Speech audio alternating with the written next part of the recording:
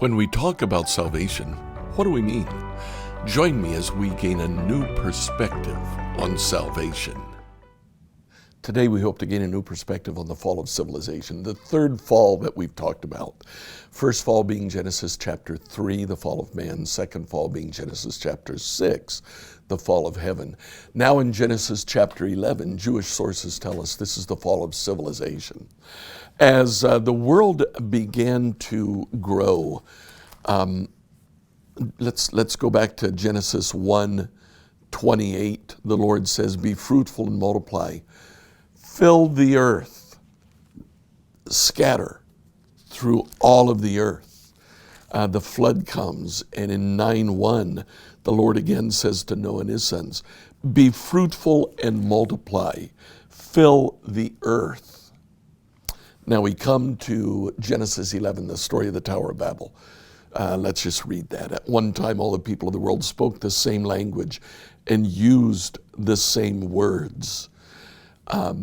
Chapter 10 tells us in verses 5, 20, and 31 that languages already existed. We'll come back to that point in a second here. One possibility of understanding 11:1 is that they spoke a common language so that they could indeed communicate with each other. But as people migrated to the east, they found a plain in the land of Babylonia. This is also known as Shinar, and they settled there. They began saying to each other, "Let's make bricks and harden them with fire." In this region, bricks were used instead of stone. Tar was used for mortar, and they said, "Come, let's build a great city for ourselves with a tower that reaches into the sky," that reaches to heaven. "This will make us famous. We will make a name for ourselves, and it will keep us from being scattered all over the world." The reason they built the Tower of Babel was specifically so that they would not fill the earth, so that they could all live together. In the story that develops, God sees what's taking place. He says, they're disobeying us. I told them to scatter. They're not doing it. And they are trying to make a name for themselves. They're trying to reach into heaven itself. What do we do? And the Lord said, "I know what to do." And in verse 9, the Lord confused the people with different languages. And in this way, he scattered them all over the world. The Lord fulfills his purpose of filling the earth with men and women by making it impossible for them to communicate with each other. Now, if language already existed, that means that he took away that common language that they may have had, that 11:1 refers to. Or others say that no, the reference in chapter 10 is to the languages that would come after Babel. It's just following them according to the sons of Noah. No matter what happened there, functionally, God confused the builders, and as a result, they did what he had asked them to do, and they scattered through all the earth. Now, in the intertestamental literature, the literature between the two testaments, not scriptural, but it serves to fill in the blanks and let us know what popular people believed about the Tower of Babel. The book of Jubilees focuses on the height of the tower, saying that it was 5,433 cubits tall, about 1.6 miles. Pseudo-Philo focuses on the perpetrator. He says it was Nimrod who built the tower. Nimrod is referenced back in chapter 10. He is one of the descendants of Ham, and in verse 8 of chapter 10, he's called the first heroic warrior on earth. It says that he located in Babylon and built the city of Babylonia. Now that's probably why Pseudo-Philo and later Josephus, who would have written around the time of Paul, both attribute the building of the Tower of Babel to Nimrod himself. There are a few other mentions. They make the height of the tower not quite as big.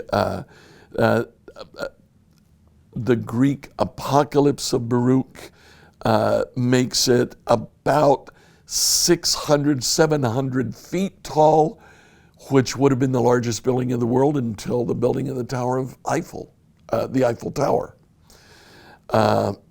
Jewish Midrash also refers primarily to the motivation. They did this to defy God, to make themselves into God. It's also interesting that we have similar stories in cultures around the world. Sumer and Assyria have a parallel of the building of a tower to reach to God. Greek mythology has a tower that was built to assail Mount Olympus. In Mexico, the Great Pyramid of Cholula was called a tower that reached into heaven. The Tohono O'odham people of Arizona believed that Montezuma, after the Great Flood, built a tower to reach to heaven. Similar stories in Nepal, Botswana, several of the African nations, Congo, Myanmar. All of these nations have stories of the building of a tower. Looking at the biblical narrative, what do we see in building the Tower of Babel? We see the fall of civilization. We see mankind coming together, and together now, not individually, but together as a unit, they decide to disobey God. First, they break that value system of good and evil. They know what God has told them to do. They intentionally come together and say, we don't want to do that. Let's figure out how not to do that. The second thing that they did is they built a tower so that they could live together in the tower. Security.